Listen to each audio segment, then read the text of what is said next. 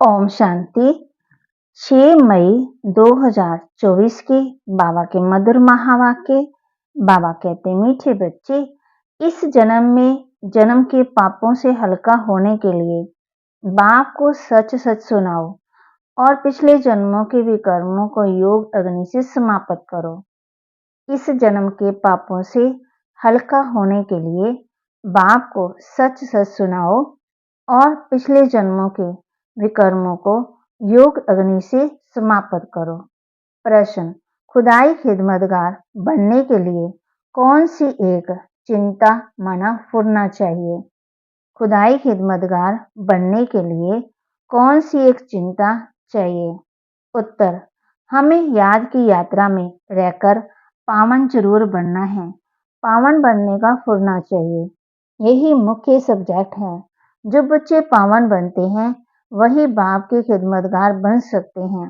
बाप अकेला क्या करेगा?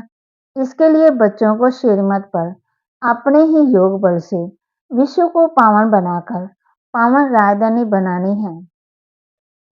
पहले स्वयं को पावन बनाना है। ओम शांति। ये तो जरूर बच्चे समझते हैं। हम बाबा के पास जाते हैं रिफ्रेश होने के लिए। वहां सेंटर पर जब जाते हैं तो ऐसे नहीं समझ सकते। तुम बच्चों की बुद्धि में है, बाबा मधुबन में है। बाप की मुरली चलती ही है बच्चों के लिए। बच्चे समझेंगे हम जाते हैं मधुबन में मुरली सुनने। मुरली अक्षर श्री कृष्ण के लिए समझ लिया है। मुरली का अर्थ कोई और नहीं है। तुम बच्चों को अब अच्छी तरह से समझ आई है ना? बाप ने समझाया है और तुम फील करते हो। बरोबर हम बहुत बेसमझ बन पड़े थे। ऐसे कोई भी अपने को समझते नहीं है। यहाँ जब आते हैं तब निश्चय बुद्धि होते हैं। बरोबर हम बहुत बेसमझ बन गए थे। तुम सतयुग में कितने समझदार विश्व के मालिक थे। कोई मूर्ख थोड़ी है विश्व के मालिक बन सकते हैं। ये लक्ष्मी नारायण विश्व के मालिक थे।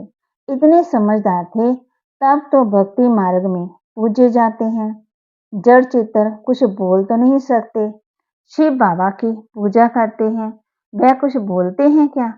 शिव बाबा एक ही बार आकर बोलते हैं। पूजा करने वालों को भी पता नहीं है कि ये ज्ञान सुनाने वाला बाप है। श्री कृष्ण के लिए समझते हैं उसने मुरली बजाई।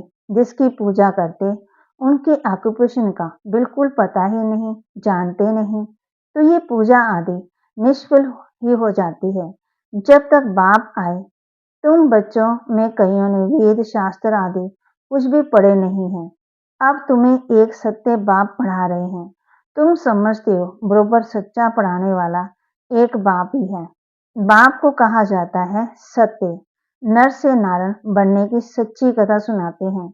अर्थ तो ठीक है, सत्य बाप आते हैं। अब नर से नारायण बनना है तो जरूर सतयुग स्थापन करेंगे ना। पुरानी दुनिया कलयुग थोड़ी बनेगी। कथा सुनने समय ये कोई बुद्धि में नहीं होता कि हम नर से नारायण बनेंगे। अभी तुमको नर से नारायण बनने का राजयोग सिखाते हैं। ये भी कोई नई बात नहीं है। बाप कहते हैं मैं कलप कलप आकर के समझाता हूँ। युगे युगे कैसे आऊंगा? ब्रह्मा का चित्र दिखाकर तुम समझा सकते हो। ये रथ है। ये है बहुत जन्मों के अंत का जन्म पतित। अब ये भी पावन बनते हैं, हम भी बनते हैं। सिवाय योग बल से कोई पावन बन नहीं सकता। विकर्म विनाश हो न सके। पानी में स्नान करने से कोई पावन नहीं बनते हैं। यह है योग अग्नि। पानी होता है आग को बुझाने वाला, आग होती है जलाने वाली। तो पानी कोई आग तो नहीं है जिससे विकर्म विनाश हो। सबसे ज्यादा गुरु आदि इसने किए हैं। शास्त्र भी बहुत पढ़े हैं। इस जन्म में जैसे पंडित था, लेकिन उससे फायदा तो कुछ भी हुआ नहीं। पुण्य आत्मा तो बनते ही नहीं, पाप ही करते आए। बाप ने समझाया है। जो अपने को बच्चे समझते हैं तो इस जन्म में जो पाप आदि किए हैं, जबकि सम्मुख बाप आया है तो पाप कर्म बता देने चाहिए तो हल्का हो जाएगा। इस जन्म में हल्के हो जाएंगे। फिर पुरुषार्थ करना है। जन्म जन्मांतर के पाप कर्म का बोझा जो सिर पर है उसे उतारना है। बाप योग की बात समझाते हैं, योग से ही विकर्म विनाश होंगे। ये बातें तुम अभी सुनते हो, सतयुग में ये बातें कोई सुना ना सके। ये सारा ड्रामा बना हुआ है, सेकंड बाय सेकंड ये सारा ड्रामा फिरता रहता है। एक सेकंड ना मिले दूसरे से, सेकंड बाय सेकंड आयु भी कम होती जाती है। अभी तुम आयु को कम होने से ब्रेक देते हो और योग से आयु को बढ़ाते हो। अब तुम बच्चों को अपनी आयु को बड़ा बनाना है योग बल से। योग के लिए बाबा बहुत जोर देते हैं, परंतु कोई समझते नहीं है। कहते हैं बाबा हम भूल जाते हैं। तब बाबा कहते हैं योग कोई और बात नहीं, ये है याद की यात्रा। बाप को याद करते करते पाप कटते जाएंगे, अंतमति सो गति हो जाएगी। इस पर एक मिसाल भी देते हैं। कोई ने किसको कहा तुम भैंस हो, तो बस वह समझने लगा मैं भैंस हूँ। बोला इस दरवाजे से निकलो, तो बोला मैं भैंस हूँ कैसे निकलूं? सचमुच जैसे भैंस बन गया। ये एक मिसाल बैठ बनाया है, बाकी कोई ऐसा है नहीं। ये कोई यथार्थ मिसाल नहीं है, हमेशा रियल बात पर मिसाल दिया जाता है। इस समय बाप तुमको जो समझाते हैं उनके लिए भक्ति मार्ग में त्योहार मनाए जाते हैं, कितने मेले मखाड़े आदि होते हैं। बाकी इस समय जो कुछ होता है उनके त्योहार बन जाते हैं। तुम यहाँ कितने स्वच्छ बनते हो, मेले में खाड़े में कितने मैले होते हैं। शरीर को मिट्टी मलते हैं, समझते हैं पाप मिट जाएंगे। बाबा का खुद ये सब किया हुआ है। नासिक में पानी बहुत गंदा होता है, वहां जाकर मिट्टी मलते हैं, समझते हैं पाप विनाश हो जाएंगे। फिर उस मिट्टी को साफ करने के लिए पानी ले आते हैं। विलायत में कोई बड़े महाराजा आदि जाते थे तो गंगा जल का मटका साथ ले जाते थे, फिर स्टीमर में वही पानी पीते थे। आगे एरोप्लेन मोटर आदि थे नहीं। 100-150 वर्ष में क्या क्या बन गया है। सतयुग आदि में ये साइंस आदि काम में आती है। वहां तो महल आदि बनाने करने में देरी नहीं लगती। अभी तुम्हारी बुद्धि पार्श बुद्धि बनती है तो सब काम सहज कर लेती है। जैसे यहाँ मिट्टी की ईंटें बनती हैं, वहां सोने की होती हैं। इस पर माया मच्छंदर का खेल भी दिखाते हैं। ये तो उन्होंने नाटक बैठ बनाए हैं दिखाने के लिए। बरोबर स्वर्ग में सोने की ईंटें हैं, उसको कहा जाता है गोल्डन एज, इसको कहा जाता है आयरन एज। स्वर्ग को तो सभी याद करते हैं, चित्र भी उनके कायम है। कहते भी हैं आदि सनातन धर्म, फिर हिंदू धर्म कह देते हैं। देवता के बदले हिंदू कह देते हैं, क्योंकि विकारी हैं तो देवता कैसे कहें। तुम कहाँ भी जाते हो तो ये समझाते हो, क्योंकि तुम मैसेंजर पैगंबर हो। बाप का परिचय हर एक को देना है। कोई झट समझेंगे कि बरोबर तुम ठीक कहते हो, दो बाप बरोबर हैं। कोई कह देंगे परमात्मा तो सर्वव्यापी है। तुम समझते हो एक से हद का वर्षा मिलता है, परलौकिक बाप से बेहद का वर्षा मिलता है।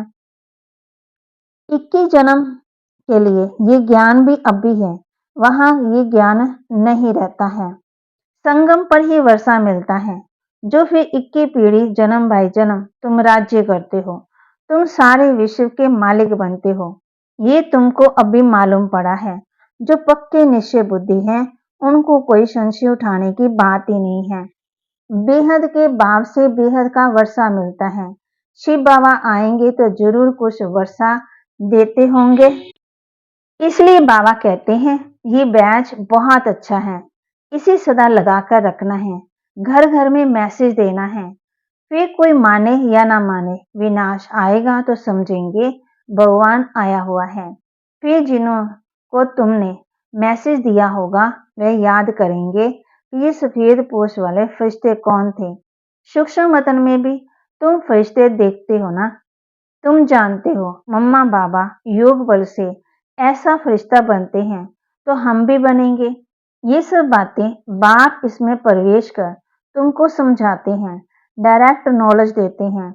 जो बाबा में नॉलेज है वह तुम बच्चों में भी है। जब ऊपर में जाते हो तो नॉलेज का पाठ पूरा हो जाता है। फिर जो पाठ मिला वह सुख का पाठ बजाते हैं और ये नॉलेज भूल जाती है। तो तुम बच्चे कहाँ भी जाते हो, मैसेंजर की निशानी है, ये बैच साथ में जरूर चाहिए। बल कोई हंसी भी करे, इस पर क्या हंसी करेंगे? तुम तो यथार्थ बात सुनाते हो। ये बेहद का बाप है। उनका नाम है शिव बाबा। वह कल्याणकारी है, आकर स्वर्ग की स्थापना करते हैं। ये है पुरुषोत्तम संगम युग। ये सारा ज्ञान तुम बच्चों को मिला है, फिर भूलना क्यों चाहिए? बात तो बिल्कुल सहज है। चलते फिरते बाप और वर्षे को याद करना है। शांति धाम और सुख धाम। तुम बच्चे यहाँ आते हो, मुरली सुनकर जाते हो, फिर सुनानी भी चाहिए। ऐसे नहीं कि सिर्फ एक ही ब्राह्मणी मुरली चलाए। ब्राह्मणी को आसमान बनाकर तैयार करना चाहिए, तब भूतों का कल्याण कर सकेंगे। अगर एक ब्राह्मणी कहाँ चली जाती है तो दूसरी क्यों नहीं सेंटर चला सकती? क्या धारणा नहीं की है? स्टूडेंट को पढ़ने और पढ़ाने का शौक चाहिए। मुरली तो बहुत सहज है, कोई भी धारणा कर क्लास करा सकते हैं। यहाँ तो बाप बैठे हैं। बाप बच्चों को कहते हैं कोई भी बात में संशय नहीं होना चाहिए। एक बाप ही है जो सब कुछ जानते हैं। एक ही एम ऑब्जेक्ट है, इसमें कोई प्रश्न आदि पूछने का नहीं रहता। सुबह को भी बैठ बच्चों को याद की यात्रा में मदद करता हूँ। सारे बेहद के बच्चे याद करते हैं। तुम सब बच्चों को इस याद की मदद से सारे विश्व को पावन बनाना है। इसमें ही तुम उंगली देते हो। पवित्र तो सारी दुनिया को बनाना है। तो बाप सभी बच्चों पर नजर रखते हैं। सब शांति धाम में चले जाएं। सबका अटेंशन खिंचवाते हैं। बाप तो बेहद में ही बैठेंगे। मैं आया हूँ सारी दुनिया को पावन बनाने। सारी दुनिया को करंट दे रहा हूँ तो पवित्र हो जाए। जिनका पूरा योग बल होगा वह समझेंगे। बाबा भी बैठकर याद की यात्रा सिखला रहे हैं, जिससे विश्व में शांति होती है। बच्चे भी याद में रहते हैं तो मदद मिलती है। मददगार बच्चे भी चाहिए ना। खुदाई खिदमतगार निश्चय बुद्धि ही याद करेंगे। तुम्हारी पहली सब्जेक्ट है ही पावन बनने की। गोया तुम बच्चे पतित निमित्त बनते हो बाप के साथ। बाप को बुलाते ही हैं, हे पतित पावन आओ। अब वह अकेला क्या करेगा? खिदमतगार चाहिए ना। तुम जानते हो हम विश्व को पवित्र बनाकर फिर सारे विश्व पर राज्य करेंगे। बुद्धि में जब ऐसा निश्चय होता होगा तब नशा चढ़ेगा। तुम बच्चे जानते हो हम बाप की श्रीमत से अपने योग बल से अपने लिए राजधानी स्थापन कर रहे हैं। ये नशा चढ़ना चाहिए। ये है रूहानी बात। बच्चे समझते हैं हर कल बाबा इस रूहानी बल से हमको विश्व का मालिक बनाते हैं। ये भी समझते हो कि शिव बाबा आकर के स्वर्ग की स्थापना करते हैं। अब इस सिर पर इस याद की यात्रा का फुरना है, पुरुषार्थ करना है। धंधा आदि करते भी याद की यात्रा रहे। एवर हेल्दी बनाने के लिए बाप कमाई बड़ी जबरदस्त कराते हैं। इस समय सब कुछ भुलाना पड़ता है। हम आत्मा जा रहे हैं। आत्माभिमानी बनने की प्रैक्टिस कराई जाती है। खाते पीते चलते फिरते ये क्या बाप को याद नहीं कर सकते? कपड़ा सिलाई करते बुद्धि योग बाप की याद में रहे, बहुत सहज है। ये तो समझते हो 84 का चक्कर पूरा हुआ। अभी बाप हम आत्मा को राजयोग सिखाने आए हैं। ये वर्ल्ड की हिस्ट्री ज्योग्राफी रिपीट होती है। कल पहले भी ऐसे हुआ था, जो अब भी रिपीट हो रहा है। ये रिपीटेशन का राज भी बाप ही समझाते हैं। हर एक को ड्रामा में पार्ट मिला हुआ है, वह बजाते रहते हैं। बच्चों को राय दी जाती है कि बाप को याद करो तो सतो प्रधान बनेंगे, फिर ये शरीर भी छूट जाएगा। तुम्हारी बुद्धि में अब यही है कि हम आत्मा सतो प्रधान बने, क्योंकि वापस घर जाना है। सतयुग में ऐसे नहीं कहेंगे। वहां तो कहेंगे एक पुराना शरीर छोड़ दूसरा लेना है। वहां तो दुख की बात ही नहीं है। यहाँ ये दुख दाम है, पुराने शरीर है, तो समझते हैं इनको छोड़ अब वापस अपने घर जाएं। बाप को निरंतर याद करना है। वह निराकार बाप ही ज्ञान का सागर है। वही आकर के सबकी सदगति करते हैं। बाप कहते हैं, साधुओं का भी उद्धार करता हूँ। तुम अब एक बाप से योग लगाओ। तुम सब आत्माओं को बाप से वर्षा लेने का हक है। अपने को आत्मा समझ देही अभिमानी बनो और बाप को निरंतर याद करो, तो पाप करते जाएंगे। अच्छा, मीठे मीठे सिकिलते बच्चों प्रति माता पिता बाप दादा का याद प्यार और गुड मॉर्निंग। रूहानी बाप के रूहानी बच्चों को नमस्ते। रूहानी बच्चों के रूहानी बाप दादा को दिलवा जान सिकवा प्रेम से नमस्ते। धारणा के लिए मुख्य सार मुरली सुनकर फिर सुनानी है। पढ़ने के साथ साथ पढ़ाना भी है। कल्याणकारी बनना है। बैज मैसेंजर की निशानी है। वह सदा लगा करके रखना है। मुरली सुनकर फिर सुनानी है। पढ़ने के साथ साथ पढ़ाना भी है। कल्याणकारी बनना है। बैज मैसेंजर की निशानी है। बैज बाबा कहते सदा लगा रहे, ये सदा लगा कर रखना है। विश्व में शांति स्थापन करने के लिए याद की यात्रा में रहना है। जैसे बाप की नजर बेहद में रहती है, सारी दुनिया को पावन बनाने के लिए करंट देते हैं, ऐसे फॉलो फादर कर मददगार बनना है।